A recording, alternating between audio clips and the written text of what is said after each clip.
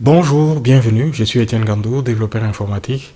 Voilà, je vous retrouve pour ce nouvel épisode où nous allons aborder finalement ce cas tant attendu, c'est lui de l'activité d'un pharmacien. C'est un cas sur lequel, c'est un use case sur lequel j'avais promis de travailler il y a quelques temps, mais malheureusement on n'avait pas pu le faire. Et finalement, voilà, nous allons finir cette année sur ce cas très intéressant, c'est lui des use cases d'un pharmacien. Les pharmaciens, normalement, c'est quelqu'un qui travaille sur base des prescriptions qui viennent des médecins et qui lui sont la plupart du temps, dans la plupart des cas, remis par les clients. Je parle des clients parce que de son point de vue, ils sont des clients, mais pour les médecins, ce sont des patients. Si vous vous souvenez, et on va les voir dans l'analyse fonctionnelle de ces use cases, nous allons nous retrouver dans un scénario qui ressemble à peu près à ce que nous avions déjà parlé dans l'application que j'avais présentée qui s'intitulait Hospital Management, puisque dans ce cas-là, nous avions un patient qui était assigné à un médecin et le médecin lui faisait faire des examens et sur base de cela, il établissait un diagnostic et de ces diagnostics découlait un traitement. Et de ces traitements, vous vous souvenez, donc, c'était un ensemble. Les médecins décidaient quel type de traitement il allait appliquer au malade et cela implique l'utilisation des médicaments. Et maintenant, lorsqu'on voit cela dans la perspective d'un pharmacien, nous allons nous retrouver bien évidemment avec trois entités principales qui sont le patient, qui dans ce cas-ci va s'appeler un client puisqu'il est vu du point de vue du pharmacien. Nous avons les pharmaciens lui-même et nous avons les médecins qui fait la prescription. Et ce sont ces trois entités qui vont entrer en interaction et qui vont constituer le cœur même de l'analyse fonctionnelle de cette application qui s'intitule Pharmacies and Prescription, c'est-à-dire pharmacien et prescription. Donc, lorsque le médecin établit sa prescription, il la remet à celui qui est pour lui un patient et les patients vont aller vers les pharmaciens et les pharmaciens vont lire la prescription et pouvoir conseiller les malades sur la manière qu'il a à utiliser les contenus, donc l'intitulé, qui est les différents produits qui sont référencés dans la prescription. Et dans ce cas précis de cette application, le patient, celui qui est patient pour le médecin, il est client pour le pharmacien. Donc c'est une application qui est assez simple. Et voilà, les malades, les patients qui est aussi dans ces cas-ci client amène sa prescription et les pharmaciens vont la lire et lui conseiller comment est-ce qu'il doit procéder pour pouvoir utiliser les produits qui s'y retrouvent. Donc voilà un peu sommairement les flots de l'application telle qu'elle fonctionne et il est intéressant ici de voir que certains concepts qu'on a utilisés, je veux dire du point de vue technique, parce qu'il y a l'aspect de l'analyse fonctionnelle, il y a aussi l'analyse technique.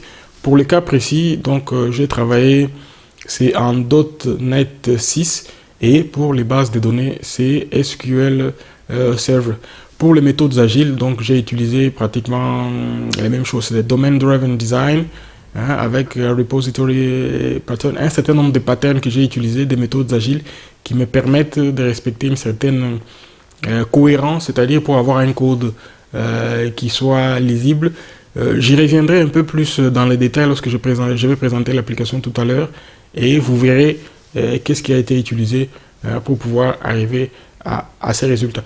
Donc c'est la je pourrais parler d'un classique par rapport à l'analyse, je veux dire technique, par rapport aux méthodes qui sont utilisées pour pouvoir développer l'application. Ce qui va changer, c'est peut-être au niveau de l'analyse fonctionnelle, parce que nous avons un nouveau cas ici, et que nous allons voir comment cela fonctionne. C'est-à-dire, le médecin, il écrit sa prescription, et le patient qui est pour lui patient, et pour les pharmaciens qui est client, va amener sa prescription au pharmacien et les pharmaciens vont évidemment la lire et ensuite lui prodiguer des conseils sur la manière à pouvoir gérer et à pouvoir utiliser les médicaments que le médecin lui a prescrits. il y a en plus quelques informations qui concernent la provenance, puisque nous sommes ici dans le cas qui concerne les pharmaciens. Très important, il y a des informations qui concernent la provenance des médicaments qui sont utilisés. Donc tout ceci est référencé du côté du pharmacien, puisqu'il a une base de données par rapport aux entreprises pharmaceutiques et les différents produits qu'ils mettent sur le marché. Si bien que lorsque celui qui est patient et à la fois client pour lui va lui amener la prescription, eh ben, il pourra facilement retrouver ces médicaments dans la base de données qu'il lui a, et il sait précisément d'où viennent-ils et quelles sont les entreprises pharmaceutiques qui les proposent. Donc ce qui est intéressant, c'est que ça peut lui offrir la possibilité, si une molécule manque, il peut en substituer par une autre en fonction de sa connaissance à lui en tant que pharmacien. Il pourra décider quel est le produit qui convient le mieux au client qui est en fait les patients pour le médecin. Voilà un peu sommairement de quoi il s'agit. Donc je vais revenir à la fin, après avoir fait la présentation du programme de l'application. Je viendrai à la fin pour dire un mot par rapport à tout ceci et tout ce que nous avons en pipeline, c'est ce que nous préparons pour les prochains mois par rapport aux applications qu'on pourra vous présenter. Donc suivons d'abord l'application en elle-même et puis je reviendrai après pour dire un mot de la fin. Merci. Très bien, voilà donc de quoi il s'agit. Il s'agit d'une pharmacie bien évidemment, et l'activité d'un pharmacien qui interagit avec des patients pour son cas, dans son cas précis, il va parler des clients qui lui apportent les prescriptions qui viennent des médecins et il va les conseiller sur l'utilisation des médicaments qui se retrouvent sur ces prescriptions. Et premièrement, on va d'abord définir certains concepts. Premièrement, un pharmacien, c'est un professionnel de santé qui prépare, contrôle et distribue des médicaments et procure des conseils et des instructions sur la manière correcte de pouvoir utiliser ces médicaments pour pouvoir en retirer les maximums des bénéfices et éviter les effets secondaires dus à l'interaction de l'utilisation combinée de plusieurs médicaments. Et la prescription, évidemment, c'est une communication entre le médecin et d'autres professionnels de santé, et pour le cas précis ici d'un pharmacien, l'autorisant à donner différents conseils pour l'utilisation de ces médicaments pour à l'intention des patients. Voilà. Et maintenant, comment cela se passe-t-il? Je vais parler au niveau de l'analyse fonctionnelle. Nous avons le médecin qui rédige sa prescription, et cette prescription, il la remet à celui qui est pour lui un patient, et le patient va aller vers le pharmacien et la lui présenter. Dans le cas précis de l'application, comme je l'ai précisé un peu plus en avant, nous avons 3 entités qui vont interagir. Nous avons l'entité pharmacien, l'entité patient et l'entité pharmacien. Donc ces 3 entités vont pouvoir interagir pour pouvoir... Ce sont ces entités qui représentent en fait le cœur de notre application. Et l'étape suivante, bien évidemment, c'est les moments où celui qui est patient ou malade va aller vers les pharmaciens et lui remettre la prescription pour que celui-ci puisse la lire pour lui et lui prodiguer des conseils sur la manière à pouvoir utiliser de manière efficiente les médicaments qui se retrouvent. Et évidemment, les pharmaciens vont procéder à la lecture de la prescription et il va décider, il va procurer des conseils et indiquer la manière qui convient, la manière convenable qu'il y a à pouvoir utiliser ces médicaments pour éviter des effets secondaires ou des accidents. Et maintenant, pour ce qui concerne l'aspect technique de l'application, comme d'habitude, j'ai utilisé le design pattern, j'ai utilisé Domain Driven Design, donc Repository Pattern, Unity Fork. Il s'agit ici d'un certain ensemble de patterns, ce sont qu'on peut dire des méthodes agiles qui sont généralement connues et utilisées dans la démarche classique pour le développement d'un software moderne et qui va proposer un code, ce qu'on appelle clean code, un code qui est lisible et qui respecte un certain nombre de principes bien établis dans la manière de pouvoir développer une application moderne pour que le code soit lisible, je me le répète en quelque sorte.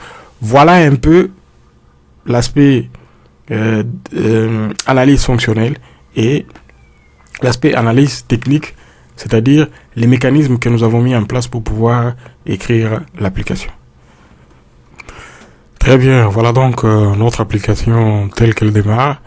Nous avons un menu assez simple qui est assez sobre. Nous avons les premiers boutons pour accéder au menu d'accueil, donc la page sur laquelle nous nous trouvons.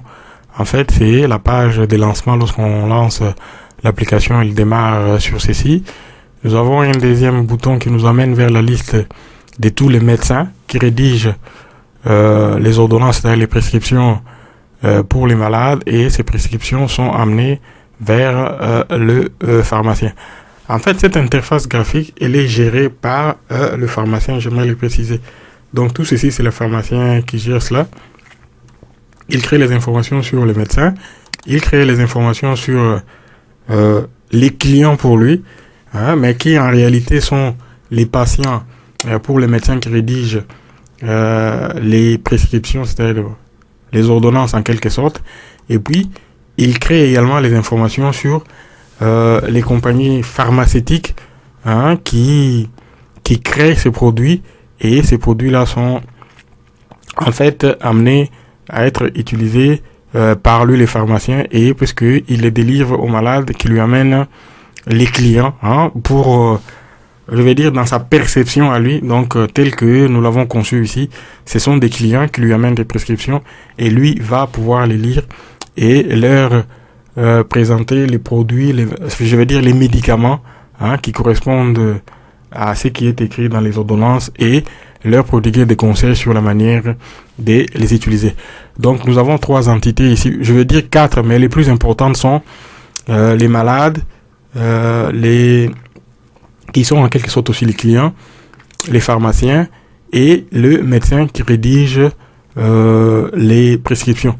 Et dans une moindre mesure, les compagnies pharmaceutiques, mais elles n'interviennent pas tellement parce que bon, c'est juste pour en fait créer l'ensemble des produits qui sont plus tard prescrits aux malades. Et les pharmaciens ne peuvent délivrer que les produits qui sont dans sa base de données, c'est-à-dire ce sont des produits qu'il a à disposition. Donc c'est pourquoi ici nous avons cette option pour les compagnies pharmaceutiques. Nous en avons ici 2 qui ont été déjà créées. Et nous allons, pour les besoins de la démonstration, nous allons créer une nouvelle compagnie pharmaceutique. Nous allons l'appeler Pharmacy Corp. Email adresse est pharma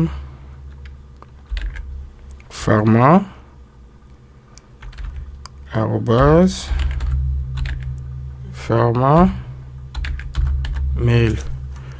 Donc ça, c'est un numéro de licence par rapport à cette pharmacie, nous avons FR, donc c'est son numéro identifiant unique. Le numéro de téléphone, nous mettons n'importe quoi. Et la personne de contact, c'est-à-dire la personne de contact que le pharmacien a par rapport à cette entreprise. Et puis, il y a également les 10 autres détails supplémentaires qu'on peut ajouter par rapport à cette compagnie pharmaceutique. Et je le précise ici, c'est le pharmacien qui crée ces informations. Voilà, nous venons de créer Pharmacy Corp. Et vous le voyez ici à droite, il y a une espèce de notification à chaque fois qui apparaît pour nous confirmer que l'opération que nous venons d'initier vient de se terminer avec succès. Vous le voyez bien, nous avons créé Pharmacy Corp. Notre personne de contact, c'est Francis Orion. Et nous pouvons effectuer un certain nombre d'informations, un certain nombre d'opérations que j'appelle généralement les CRUD, c'est-à-dire on peut créer, lire, modifier et supprimer un enregistrement. Pour le cas précis ici, nous l'avons créé, donc nous pouvons les lire. Il s'est ajouté à cette table et nous pouvons les modifier. Oui, voilà, c'est possible, nous pouvons les modifier. Nous pouvons, par exemple, changer ces numéros de téléphone. Nous allons ajouter 22, les deux derniers digits, et on va sauvegarder, on va vérifier pour voir est-ce que cela a été, puisque nous avons la notification qui nous précise ici que cela a été fait. Nous allons quand même le vérifier, nous le voyons effectivement ici, 22 a été ajouté. Donc pour nous, ceci fonctionne parfaitement bien.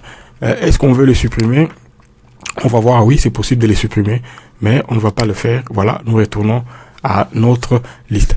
Maintenant, pour Pharmacy Corp, nous avons créé des informations sur une société. Nous allons maintenant nous allons ajouter des produits afférents. Nous avons créé une nouvelle compagnie pharmaceutique. Quels sont les produits qu'elle offre? Il n'y en a pas. Maintenant, nous allons les ajouter. Nous allons ajouter une nouvelle drogue. Je vais prendre par exemple aspirine, voilà. Elle coûte combien? 250 € l'unité. Quand est-ce qu'elle sera disponible? Elle est disponible aujourd'hui, voilà, le 30 décembre.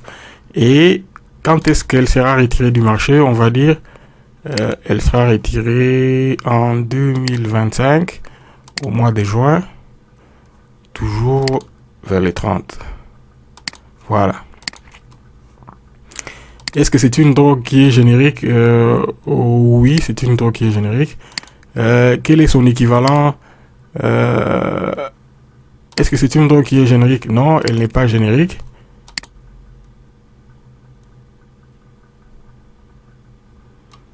Non, elle n'est pas générique. Et quel est son équivalent? Si elle n'est pas générique, nous devons pouvoir délivrer un numéro équivalent d'une drogue semblable, mais celle-là qui est générique. Et puis, nous pouvons ajouter des informations sur la description de ce médicament. Je voudrais préciser ici que les données que j'encode ici sont uniquement à titre illustratif, hein, parce que je n'ai pas de compétences des pharmaciens. Ceci, c'est juste pour montrer que voilà, notre logique fonctionnelle hein, et la logique technique qu'on a mis en place ici marche. Donc, les informations que j'ai fournies ici, elles sont uniquement à titre illustratif. Donc, comme vous le voyez, je ne veux pas aller plus profond parce que je n'ai pas des compétences des pharmaciens. Voilà, donc il faut que cela soit bien précisé pour que voilà. Notre drogue, aspirine, hein, qu'on vient de créer, vient d'être ajoutée à la liste de l'entreprise Pharmacy Corp. Est-ce qu'on peut en créer une deuxième? Oui, pourquoi pas. On va ajouter Imodium. Quand est-ce qu'elle est disponible sur le marché? On prend également aujourd'hui le 30.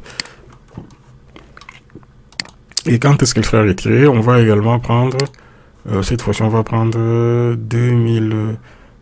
On prend également 2025, le mois de juin, toujours 30. Voilà. Elle coûte combien? 300. Et est-ce qu'elle est générique? Non. Et l'identité d'un équivalent générique. Donc, je prends la même chose. Donc, nous devons fournir un identifiant qui indique donc l'identité de l'équivalent de ces médicaments. Parce qu'il peut arriver des fois que, et ça généralement ça arrive, hein, que quelquefois que les clients ou bien les patients vont chez les pharmaciens et que il amène dans la prescription un médicament qui n'est pas générique et que les pharmaciens éventuellement, s'il n'en a pas, il peut lui proposer l'équivalent hein, qui est générique de ces médicaments-là. Donc c'est pourquoi nous avons prévu ici la possibilité, lorsqu'on crée un médicament, de pouvoir également encoder les informations sur son équivalent, mais de type générique.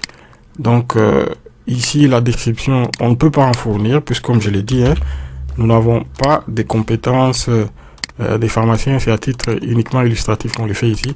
Donc je ne vais pas m'avancer sur ce terrain-là, je préfère me contenter de ceci. Voilà, nous avons créé des médicaments, aspirine et Imodium. Ce sont des médicaments qui sont liés à la nouvelle compagnie pharmaceutique que nous avons créée qui s'appelle Pharmacy Corp. Et bien évidemment, avant, nous en avions créé deux autres. Nous avons créé Pharmakina et Cerex, qui sont aussi des compagnies pharmaceutiques qui offrent également des médicaments pour les cas de Pharmakina. Voilà les médicaments que Pharmakina offre. Nous allons nous concentrer uniquement sur les cas que nous avons créés ici. Nous avons créé Pharmacy Corp. Voilà, nous avons également deux médecins. Donc, je vais en créer également un.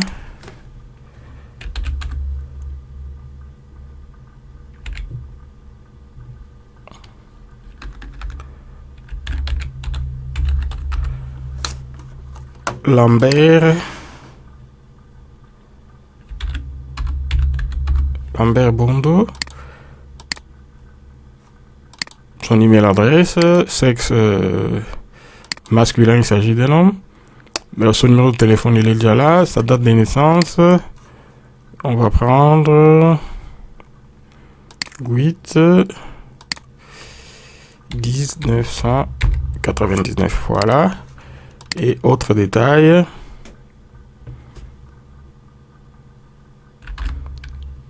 Je vais ajouter médecin,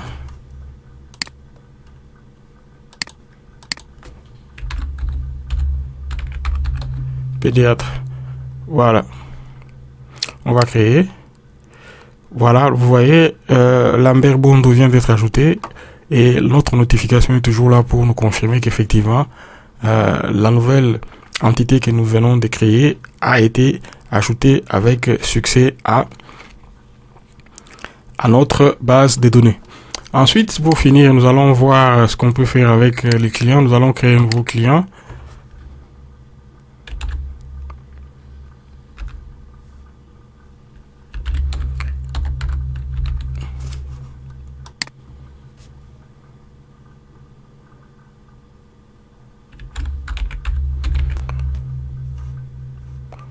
Céline Mianda, date de naissance 15 décembre 1998, email adresse, sexe féminin, numéro de téléphone est déjà là. Et ici, très important, nous allons fournir un certain nombre d'informations puisqu'il s'agit du pharmacien. Donc, il va collecter un certain nombre d'informations sur les clients. Quel est le mode de paiement? Il paie avec sa carte de crédit, oui, et sa date d'expiration, donc c'est une carte de crédit qui est valable jusqu'en février 2027. Donc ici également, on va uniquement dire autres détails. Donc sur la nouvelle cliente qu'on va ajouter, donc qui s'appelle Céline Mianda.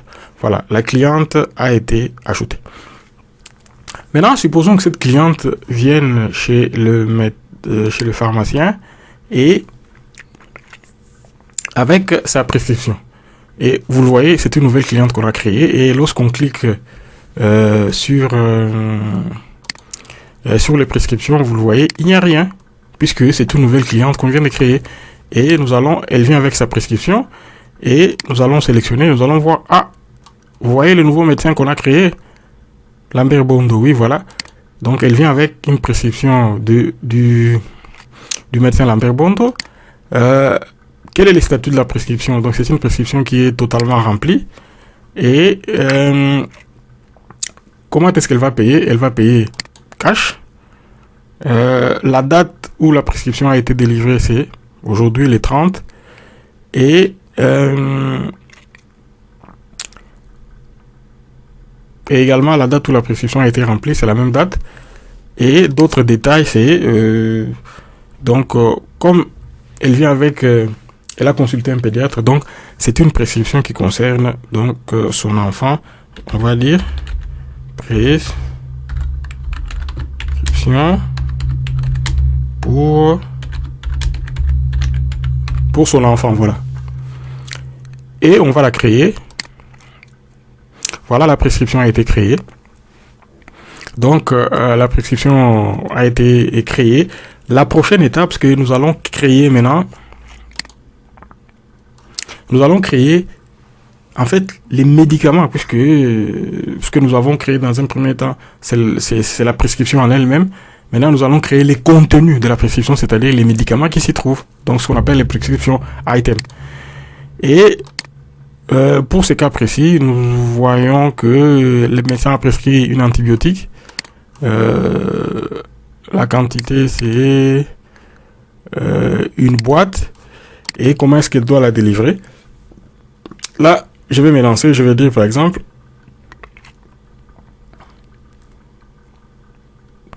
je vais dire 100 milligrammes 3 fois par jour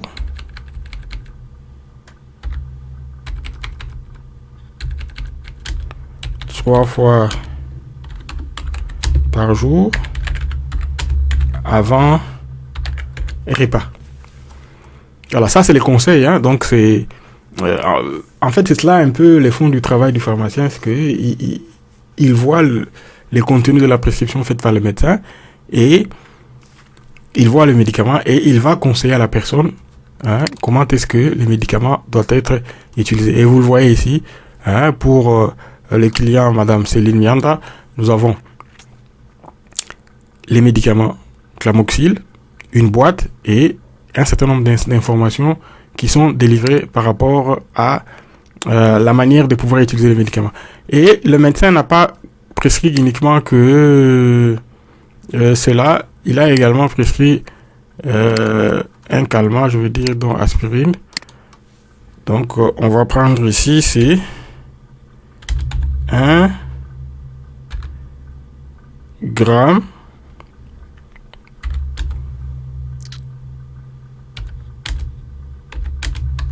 trois fois par jour également avant repas. Voilà. Vous le voyez, pour la même prescription, nous avons plusieurs items, c'est-à-dire nous avons plusieurs médicaments qui se retrouvent sur cette prescription. Et pour bien préciser les choses, vous le voyez, nous avons une prescription ici. Nous avons un certain nombre d'items, c'est-à-dire d'articles qui concernent les patients, donc les clients, hein, du point de vue du pharmacien, c'est un client qui lui apporte la prescription. Et voilà les contenus de la prescription. Nous avons un antibiotique, la Clamoxyl, et nous avons un calmant qui est l'aspirine. Intéressant également ici, à chaque fois, il y a un certain nombre d'informations importantes, hein, qui sont délivrées. Voilà, nous avons les noms du client et nous avons également les noms du médecin. Nous savons que c'est ce médecin qui a délivré cette prescription et pour quel médicament est destiné à quel client. Donc des informations de base qui sont très importantes pour les pharmaciens à connaître par rapport à de quoi s'agit-il. Il s'agit d'une prescription, elle vient de qui? Elle vient du médecin. Le médecin qui est-il? C'est Lambert Bondo. La cliente qui s'agit-il? C'est Céline Mianda. Et le numéro de la prescription, le numéro il est là. Et les médicaments lui-même, voilà. Tout est là. Et voilà un peu de quoi il s'agit, hein, sommairement comme je l'ai présenté. Donc nous avons 3 entités qui font face les plus importantes. C'est le client qui est à la fois patient pour le médecin. Nous avons les médecins eux-mêmes et le pharmacien.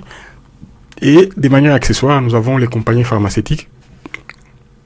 Je vais dire accessoires entre guillemets parce que nous avons besoin de ces informations très importantes qui viennent des compagnies pharmaceutiques. Je veux dire par rapport aux médicaments, hein, donc aux molécules que ces entreprises délivrent, et ce sont ces molécules-là que le médecin va pouvoir, les pharmaciens vont pouvoir utiliser pour remplir, hein, c'est-à-dire, je veux dire, pour procéder au process de la prescription et pouvoir délivrer donc les médicaments aux malades et pouvoir lui délivrer des conseils sur la manière de pouvoir les utiliser. Maintenant, qu'est-ce qu'on a utilisé ici? Vous le voyez, j'ai utilisé énormément cette grille. Hein, c'est une grille, elle s'appelle DataTable. Hein, c'est une grille qui est faite en JavaScript avec Ajax. Je l'aime beaucoup parce que elle procure une interactivité et elle est très rapide. Et elle nous propose un certain nombre de détails très importants. Je peux faire les tris ici par rapport au nom, vous le voyez. Donc je peux trier de manière ascendante comme je peux trier de manière descendante. Ici je peux trier par rapport au numéro de chaque enregistrement, j'inverse. Même chose également sur les dates de naissance. Également, donc sur chaque colonne, je peux procéder à un tri et qui s'est fait. Et par défaut, normalement, les tris se fait toujours, hein, par rapport au numéro identifiant. Et je peux également faire une recherche sur l'ensemble de toutes les colonnes ici. Donc si je cherche par exemple Dirk, vous voyez, Dirk, j'écris D-I, voilà. Et si j'écris par exemple R-A, vous voyez, il y a Randy et François, il y a là R-A-R-A. Il me fait une recherche extrêmement rapide et qui me permet d'avoir un résultat de manière très rapide. Pourquoi? Parce qu'il s'agit ici du JavaScript. C'est vrai que le code il est écrit en C#, mais pour le cas précis de cette grille, il n'y a pas que du C#. Donc il y a ici une combinaison du C# avec le JavaScript et Ajax. J'aime beaucoup cette grille parce qu'elle m'offre de très bons résultats pour ce qui est du rendu. Donc c'est la même chose. Je l'ai utilisé pour créer la liste des médecins, la liste des consommateurs, la liste des entreprises pharmaceutiques et également la liste des médicaments qu'on retrouve par rapport à chaque compagnie pharmaceutique. Voilà. Comme nous sommes déjà à l'aspect technique, nous allons directement plonger dans les codes pour voir ce qui a été fait ici. On va aller très vite, puisque je n'aime pas trop insister ici, peut-être parce que ce n'est peut-être pas l'aspect le plus intéressant, mais j'estime qu'il est aussi important d'être montré parce que il est bon de voir un peu comment tout ceci a été mis en musique, pour que l'application puisse fonctionner correctement. Nous avons ici un projet qui comporte 1, 2, 3, 4, 5 projets. Donc, comme je l'ai précisé au niveau du design, nous sommes ici dans les domaines Driven Design. Et pour ce qui est du langage de programmation, c'est bien sûr C#. Et nous sommes ici dans, on va aller voir, .NET. Attendez. Voilà. Nous sommes ici dans .NET .6. Vous le voyez au niveau de la dépendance ici, c'est bien écrit. Target Framework, c'est .NET 6.0. Nous avons utilisé .NET 6.0 ici. Et pour ce qui concerne un certain nombre de méthodes agiles, on va les voir ici. J'ai utilisé MVC pour les programmes qui gèrent l'interface graphique en sortie. C'est MVC, on va les voir. Donc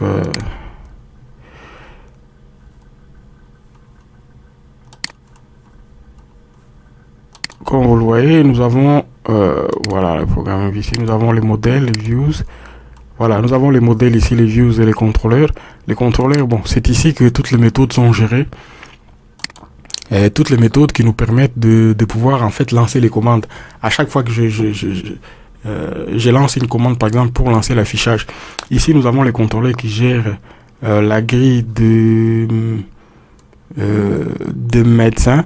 Voilà, par exemple, ce qui se passe ici lorsque je lance l'affichage de tous les médecins.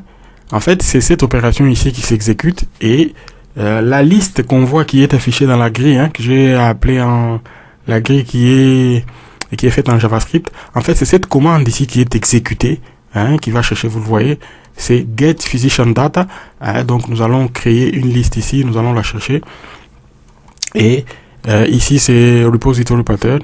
C'est cette méthode qui va aller chercher find all, c'est-à-dire va me chercher, quand je dis find all, va me chercher tous les médecins, la liste de tous les médecins, et tout ceci est transféré ici. Et ici, je procède comme j'utilise des DTO, donc comme je l'ai dit, il s'agit des domaines Driven Design. Seules mes entités de domaines qui se trouvent dans ces projets communiquent avec la base de données. En fait, on va chercher les informations. Les informations sont piochées dans les entités de domaine qui sont ici. Vous le voyez, entities, ce sont. Maintenant, lorsque ceci arrive, grâce ici à Automap, je vais prendre tout ce qui se trouve ici dans All, c'est-à-dire tous les physiciens. Je les transfère dans la liste ici des Display Physician, qui est en fait une DTO class. C'est une classe qui me sert juste à créer du contenu. Elle ne communique pas du tout avec la base de données. Donc c'est ce qu'on appelle des DTO. Et lorsque ceci est mis là-bas, et après je transforme cela en format JSON, et c'est ce format JSON-là qui va être lu, ce format JSON-là qui va être lu par notre grille. Attendez, je vais vous montrer, je vais aller dans les views. physician, voilà, index, voilà. En fait, ceci représente les codes de notre table, notre table gris qui lit les informations, qui va afficher les informations sur le médecin. Nous avons ici les ID, les noms complets, la date de naissance, l'adresse email, le numéro de téléphone et le sexe. Voilà un peu les informations qui vont se retrouver dans la table, et tout ceci est pioché. Et comme vous le voyez, voilà, c'est cette méthode Get Physician Data, et ce sont ces informations là qui vont être ensuite affichées dans dans cette table, et qui vont nous permettre de voir les informations sur tous les médecins qui vont être affichés. Voilà un peu sommairement de quoi il s'agit. Donc j'ai fait un effort pour présenter un peu ce qu'il y a derrière. Je sais que ce n'est peut-être pas la partie la plus intéressante, mais il est aussi important de montrer comment tout ceci a été mis en musique, et qu'on les voit effectivement. Oui, nous avons écrit ces codes, il ne s'agit pas de quelque chose que nous avons ramassé, non. Tout ceci, nous l'avons écrit de A à Z, et on peut le démontrer comme vous le voyez ici, par rapport à tous les codes que nous avons écrits et que nous avons mis en place pour pouvoir développer cette application. Très bien, voilà un peu de quoi il s'agissait par rapport à cette application. Pour ce qui concerne les aspects fonctionnels et également techniques, comme nous venons de les présenter. Merci. Très bien, voilà qui clôture cette application pour laquelle, comme d'habitude, moi j'ai pris énormément de plaisir à développer. J'espère également que cela vous a plu, et que, vous le savez, à chaque fois que je développe une application, je suis content de recevoir un retour par rapport à vous. Donc je vous encourage vivement à pouvoir me dire ce que vous pensez de tout ceci. Cela m'encourage à pouvoir aller de l'avant et de présenter d'autres use cases. Et voilà. Vous le savez, je ne voudrais pas que ceci ressemble à une espèce de monologue. C'est plus intéressant lorsque nous sommes dans une dynamique un peu plus interactive, où je reçois des feedbacks par rapport à vous, et cela m'encourage à pouvoir continuer et aller de l'avant. Et moi, par rapport à l'architecture, l'architecture que je présente, je parle de Domain Driven Design, mais actuellement, on parle un peu plus de ce qu'on appelle les clean code. Les clean code, c'est une sorte d'architecture qui permet d'écrire des applications qui sont très extensibles, parce que ça paraît petit ce qu'on a fait ici, mais il est possible il arrive souvent que lorsque ceci est mis en place, l'utilisateur demande d'ajouter de nouvelles fonctionnalités, d'en ajouter. Alors on peut risquer, si au départ on a opté pour une architecture qui n'offre pas cette possibilité-là, on va se retrouver vers ce qu'on appelle une espèce de goulot d'étranglement, où cela va devenir difficile à pouvoir gérer. C'est pourquoi on parle de ce concept de clean architecture. C'est un concept qui permet dès le départ de mettre en place un certain nombre de dépendances, avec notamment ce qu'on appelle Mediator, qui permet de mettre en place une sorte d'architecture qui permet d'écrire une application qu'on peut, je ne dis pas à l'infini, mais qui donne énormément de possibilités de pouvoir l'étendre.